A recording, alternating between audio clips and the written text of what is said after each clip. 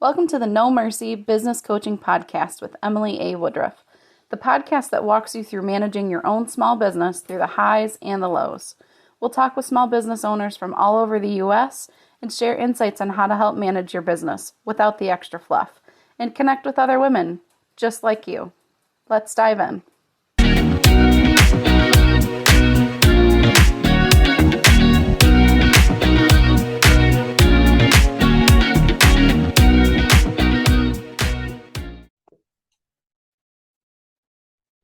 Well, hello, everybody, and welcome to the No Mercy Business Podcast. This is your host, Emily A. Woodruff, and I am so excited to be here with you again this week. I have a special guest. Her name is Nina, and she's coming from One Lucky Star.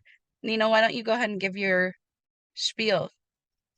Hello, Emily. Thank you so much for having me on your show. Yeah. My name is Nina Macarie.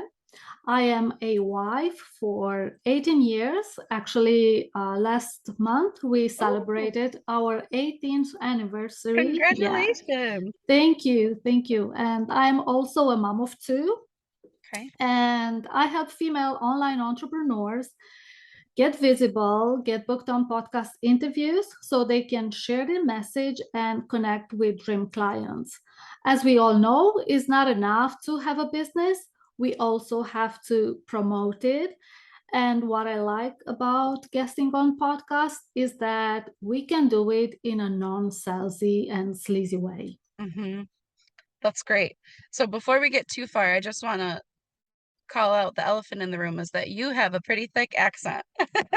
I do. So you are based in Romania, is that right?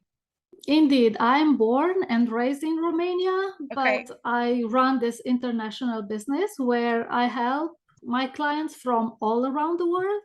But at this moment, all of them are from the US. Okay.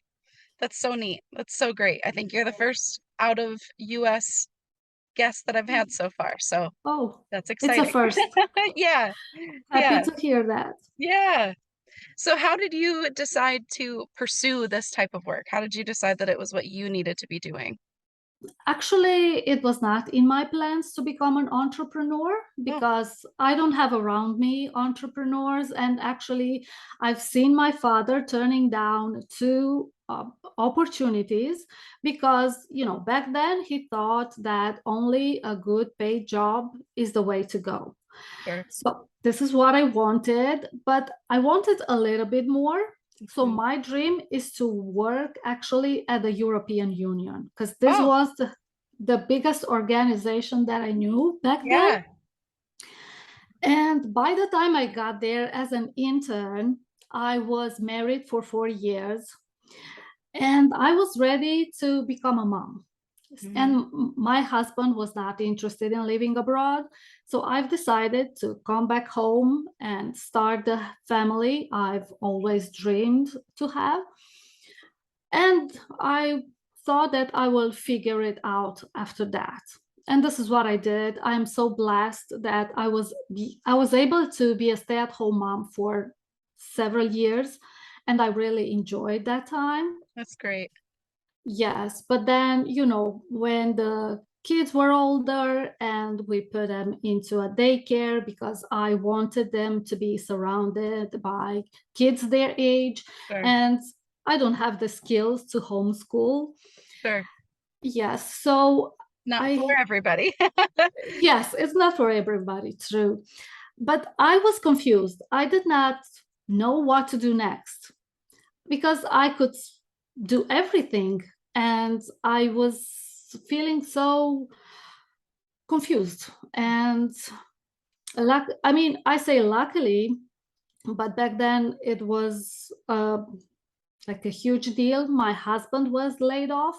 So we had to move across the country for his new job. And we started from scratch again. And then I got this 9 to 5 as a customer service representative. Mhm. But then 9 days in, I quit that job because I don't know how, but I just had this deep desire that I could help other moms grow their businesses. I Yeah. had, I don't know, I think God's plan are bigger and better than what Yeah. we think. And I just went all in. I started as a virtual assistant, and it was difficult for me to stand out as a general VA. So I took a bunch of courses until I found this one on podcast pitching, and I really loved it. I also loved it that I don't have, calls all day with clients. Yeah. I'm able to do the work in my own time on my own schedule. Mm-hmm. And it's a meaningful work. I mean, I'm so happy when I see my clients thriving, and I love what I do. That's great. That is Thank so you. great. Yeah. So what brought us together is that Nina, you had actually responded and you have your own um platform or course on how to land a podcast interview. And I thought that would be really fitting for this group, my listeners. So I'm gonna let you kind of just take over and talk on those 5 steps if you want. Absolutely. Indeed, I have this course on how to land podcast interviews, and I feel that my approach is a little bit different. I also worked with a few podcasters, helping them running their own podcast because, all the work that goes into a podcast. I mean, Yes. people think that you just sit down and record your episode and then magically listener will be there for you, but Yeah. it's a lot of work. Yes, it is. Yes, and while I did that, I was able to see the pitches they were getting. And, some of them were just promo pitches. I mean, all about those potential guests, or they were only interested in promoting their book, their products, their services. And while I also took other courses from people who are ahead of me a few steps and doing this work behind the scenes, I was able to come up with this 5-step framework. And my framework, it's called pitch. So we are going to start with step 1, which is the P, and P stands for prep your message. And I think here is important for you as a guest to decide what is the number one thing that you want to be known for. Because sometimes I know entrepreneurs are multi passionate, they would like to talk about all the things, but for a podcast host, I think it's important to have their guests focusing on just one thing because they want to help the listeners move forward. But when you talk about 10 things, then they are going to be overwhelmed. Yep. And I've seen, again, pitches where the guests were suggesting like 10, 12 topics, but then like it's difficult for you as a host to pick one topic because you don't know like, exactly what their perspective is and Yeah. what the main topic could be. So my approach is just pick one topic, and then you can, maybe suggest other 2 3 subtopics, but in the same scheme of things. Hmm. And then it's important also for you to prep your bio, to prep your one sheet if you don't have one, and all the details that you need to have beforehand before getting booked on those podcasts. Hmm. Then step number 2 is to identify the right podcast for you. So I know that some people would love to be featured on any podcast, but then I don't think this is a match when you as a guest are looking to put yourself in front of ideal clients, and the host will also want you to have a topic that is very interesting for the audience. So it has to be a match between your listeners and that potential guest audience. So I don't think this approach where you send a bunch of emails to every podcast that you can find is going to work. Right. What I do is I carefully select only the ones that I think are a good fit for my clients. Hmm. And then the third step is the T, stands for tailor your pitch. And this is where I absolutely encourage everyone to ditch that selfish approach where you only talk about yourself. And I encourage them to start a conversation. This is what I like to do in the pitch that I send, because it's so important for you as a potential guest to see that host and to connect with them on a personal level. And this is what I'm trying to do. And when I do this, sometimes, like, I don't know what your plans for the podcast are, right? Right. But sometimes you as a podcast host are not going to be able to offer me an interview on your podcast, but maybe you have a Facebook group, or maybe you go live on Instagram. Right. And these are also guesting opportunities that you can offer if that guest is a very good fit for your audience. So when you have this connection with that host, it's going to allow you to have more opportunities. And then I have the step number 4. It's a C. And this C stands for create a system that works for you. I know that there is a lot of work that goes into researching, then sending the pitch email, and then following up, because it's so important to follow up.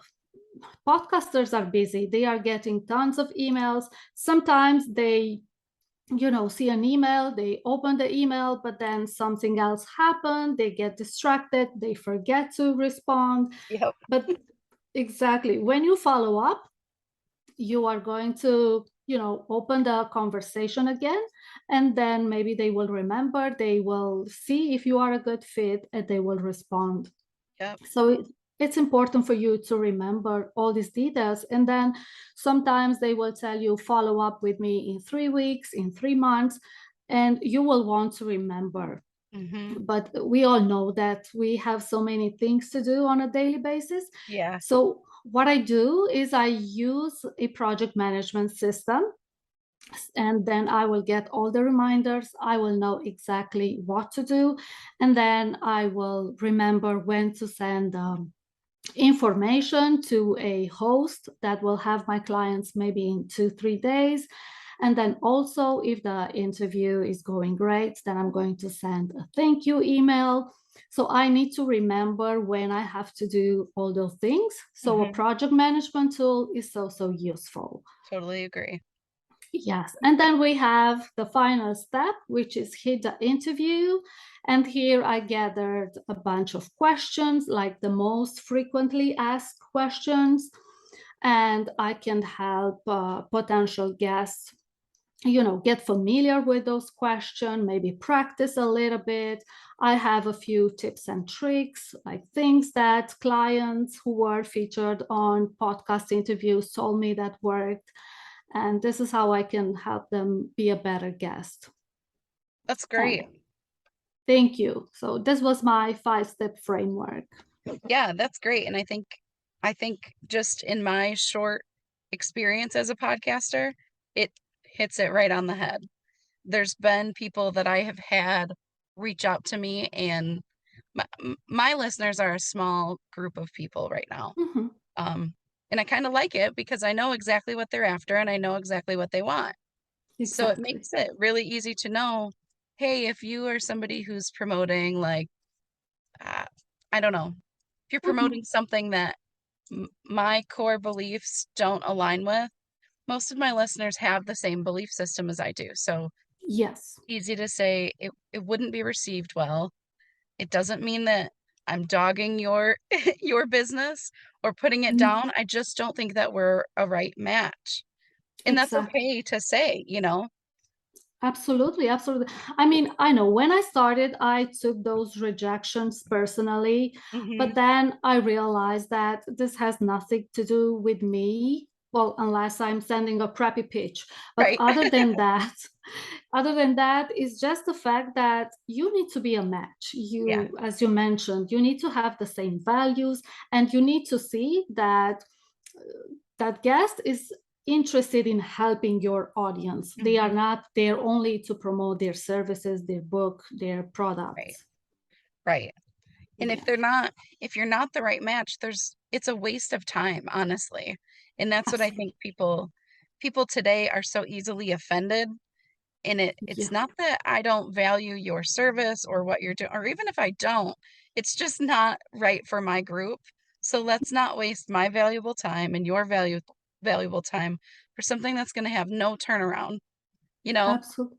and potentially even do something detrimental to my or your platform if we bring on people that are counteractive. So it's just Exactly. an interesting thing to encounter, but it's worth it. It's worth vetting your guests and what shows you decide to go on. Um, totally affirm that. So just my little tidbit to that. Yes.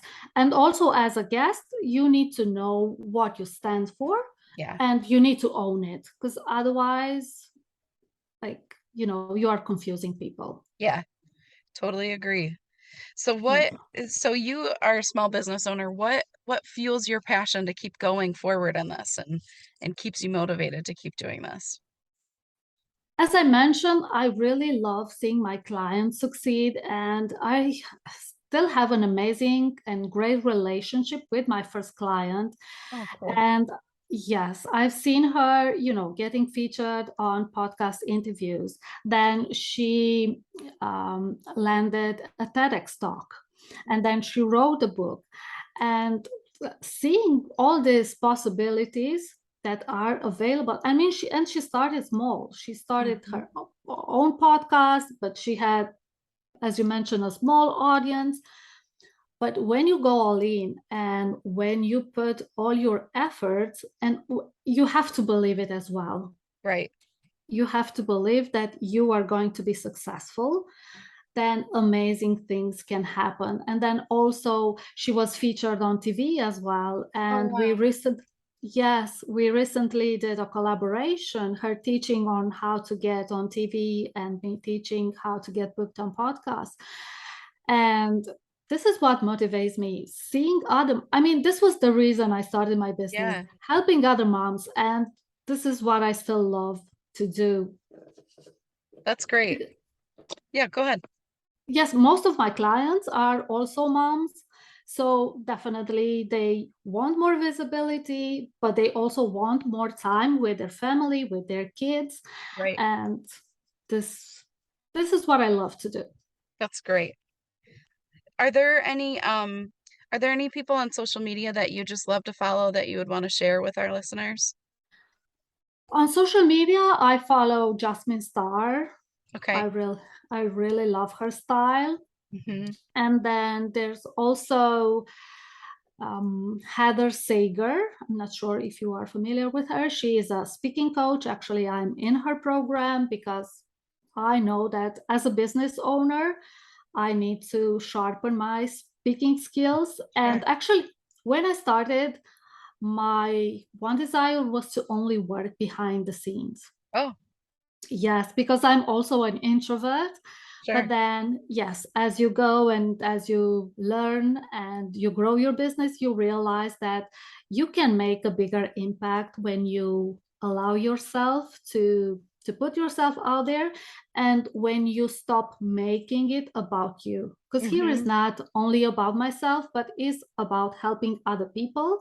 Yeah. And I really want to help them get better at writing those pitches and get better at building relationships and connecting with people, because this is how we grow, when Right. we genuinely connect with other people. Right. No, that's awesome. That's great. Is there Thank you. anything is there anything additional that you would want our listeners to know about you and your business? um, I have a website, and if you are interested in starting your speaking journey as a guest on podcast, you can download a checklist that I have for you, and you can find it at onluckystar.com/free checklist. Okay. And you can also find me on Instagram My handle is Nina _ and then my last name, which is Macarie. Perfect.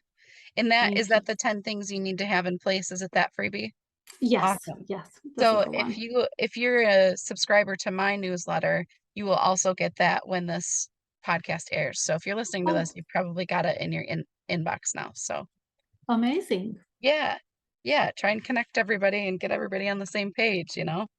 Sounds good. Well, thank you so much for being here, Nina. It was really great to talk to you, and I hope to do more with you in the future. My pleasure, Emily. Thank you for having me. For sure. Before we go, I just wanted to reach out real quick. A lot of you have talked about starting your own podcast, and you're just not sure where to start. I wanted to let you know that Libsyn is an awesome platform, and right now they have a great deal for you to join. If you use the code Woodruff, WOODRUFF, you can get in at a great rate and get started today. Feel free to shoot me an email or send me a message if you have any questions. I would love to walk you through starting on your own. Thanks for listening to the No Mercy Business Coaching and Consulting Podcast with Emily A. Woodruff. We specialize in branding and design for women, by women.